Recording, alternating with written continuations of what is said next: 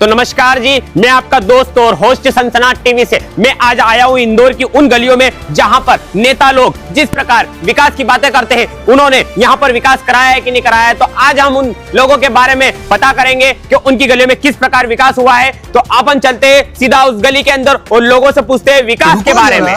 चलिए, सबर करो, बोला धक्का तो मैं आ चुका हूँ इन पतली सी गलियों के अंदर। यहाँ पे कुछ महिलाएं बैठी है, मैं उनसे पूछना चाहूंगा कि यहाँ पर नेता लोगों ने किस प्रकार से इन गली के अंदर विकास करा है। तो मैं विकास के बारे में कुछ पूछूंगा इन महिलाओं से। नमस्कार जी। नमस्कार। तो मैं इनसे पूछना चाहूंगा गली के विकास के बारे में कि यहाँ के नेता लोगों ने कितना विकास करा है। तो देखते हैं ये महिलाएं विकास के बारे में क्या जानती हैं।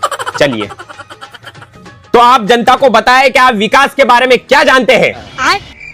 विकास के बारे में विकास है हमारे गली में एक लड़का पर वो है ना कुंवारा है अभी। उनके लिए लड़की हो तो कमेंट करना।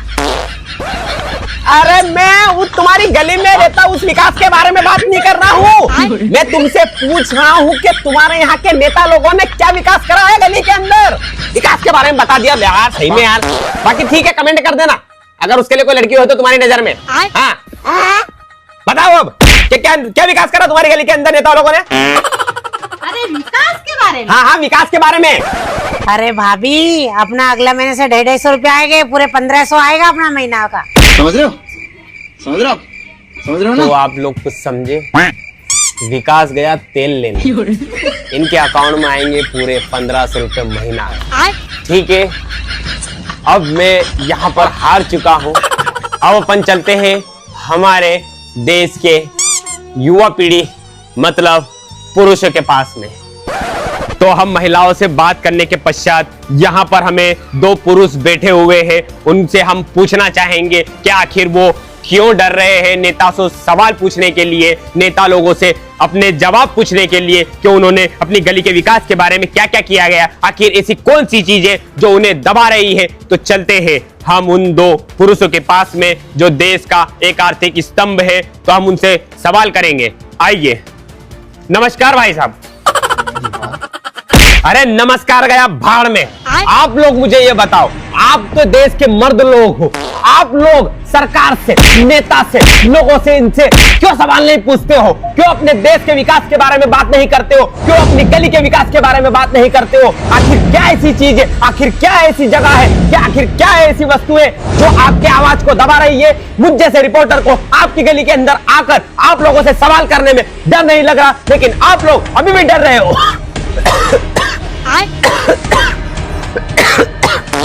ये देखिए, मुझे खांसी हो चुकी है, मैं बीमार हूँ, फिर भी मैं लोगों के बीच में, जनता के बीच में उनके सवाल पूछने आया हूँ। आखिर ऐसी क्या चीजें हैं, ऐसा क्या डर है, ऐसा क्या खौफ है जिससे आप लोग नेता लोगों से सवाल नहीं पूछते हो, अपने बच्चों के भविष्य के बारे में नहीं पूछते हो, अपने देश के रोजगार के बारे में नहीं पूछते हो। ऐसी क्या धमकी है, ऐसा क्या डर तुम्हारे मन के अंदर भर दिया गया है जिसके पश्चात तुम तो नेता लोगों से अपनी बातें नहीं पूछते हो कि अपने देश के बारे में वो क्या कर रहे हैं। तो आप लोग मुझे बताओ कि आप लोग ऐसी कौन सी चीज से डरे हुए, ऐसी क्या वस्तु है जिससे आप चुपचाप बैठे हो और अपने विकास के बारे में, अपने देश के बारे में, तुम्हारे बच्चों के भविष्य के बारे में तुम नहीं सोच रहे हो। ऐसी क्या चीजें जिन्होंने तुम्हारा मुंह बंद करके रखा है? क्योंकि मैं आज पूरी जनता को दिखाना चाहूंगा कि वो सब लोग जो बोलने के लिए हिम्मत रखते हैं और अपने आप को लोगों के सामने रखते हैं, वो किस प्रकार देश के सामने अपनी आवाज रख सकते हैं। क्योंकि उनके पास किसी प्रकार का कोई डर, किसी प्रकार का कोई प्रतिरोध, किसी प्रकार की कोई धमकी नहीं है। क्योंकि हमारा चैनल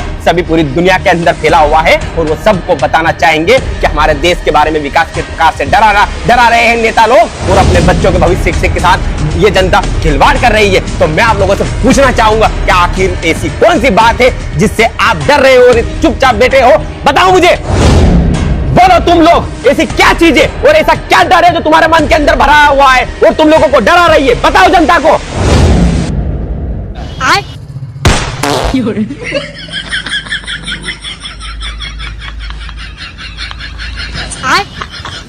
तो ये वो चीज है जो हमारे देश के भविष्य को डुबा रही है। तुम लोगों से मुझे यही उम्मीद थी, तभी मैं सोचूं कि तुम यहाँ चौराहे पे क्यों बैठे हो, है ना? ठीक है, तुम्हारे लिए भी खार मंजन की व्यवस्था करते हैं हम लोग। ठीक है, हमारे देश के पुरुष लोगों से भी हमने जान लिया देश के भविष्य के बारे में। अब हम चलते हैं दूसरी ओर। तो आप लोगों ने देखा हमारे देश का पुरुष समाज किस प्रकार दबा हुआ है और छुपा हुआ है। अब हम चलते हैं हमारे देश की वृद्धा पीढ़ी के पास में और उनसे पूछते हैं हमारे देश के भविष्य के बारे में। चलिए, तो आप हमें बताएं कि आप देश में आने वाले 50 सालों में क्या क्या विकास देखना चाहोगे। अबे साले, जरूर कुछ ने कुछ देश के भविष्य के बारे में सोच रहे होंगे, है ना, तभी इतना टाइम ले रहे हैं ये, है ना। तो माँ जी बताइए, 50 सालों में क्या देखना चाहोगे आप देश के विकास के बारे में। अबे साले, 10 मिनट कहीं करूँगा बापा, झलक जीऊँगा कल चली जाऊँगा तो फिर धोनी फुटा। शायद मैंने इनसे कुछ ज्यादा आगे के बारे में पूछ लिया। अबे साले, चलिए ठीक है, गालियां भी पड़ गई थोड़ी, बड़े बुजुर्गों की गालियां भी आशीर्वाद समान होती है। तो अब हम चलते हैं हमारे देश के नौजवानों से पूछते हुए कि उनकी बेरोजगारी मिटेगी कब। तो हम चलते हैं हमारे देश के नौजवानों के पास में, वो यहाँ पर कुछ स्पोर्ट्स खेल रहे हैं। तो चलते हैं अपन। तो नमस्कार बाबू, आप मुझे बताएं कि देश की बेरोजगारी के बारे में आप क्या जानते हैं। अरे तू जा यार, यहाँ से 5 मिनट मुश्किल से खेलने टाइम मिला, उसमें भी परेशान करने आ गया। कोचिंग जाना पड़ेगा हमको। ये देखिए, ये हमारे देश के युवा फ्रस्ट्रेटेड है, इनके अंदर गुस्सा भरा हुआ है। इसका कारण कौन है, तुम लोग जल्दी जल्दी बताओ कौन है। तो हम देश के युवा थोड़े ज्यादा गुस्सा हो चुके हैं, तो हम उनके गुस्से को थोड़ा शांत करते हैं और उनसे हम स्पोर्ट्स के बारे में पूछते हैं। क्योंकि वो फुटबॉल खेल रहे हैं तो हम उनसे पूछेंगे कि उनका इंस्पिरेशन कौन है। आइए आइए, जल्दी आइए, पास में आइए। बाबू, मुझे लगता है कि आप शांत हो गए होंगे। तो अब मुझे बताइए, आप फुटबॉल खेल रहे हैं, तो आपका फुटबॉल में सबसे बड़ा इंस्पिरेशन कौन है। इंस्पिरेशन? हाँ, मेरा तो लेडांडो। रोनाल्डो नहीं, रोनाल्डो। हाँ वही रोनाल्डो। भाई मैं सोचूं कि ये नया खिलाड़ी कब फुटबॉल में ज्वाइन हो गया। चलिए ठीक है, अच्छा है, हम चाहते हैं आप बड़े होकर लेडांडो मतलब रोनाल्डो ही बने।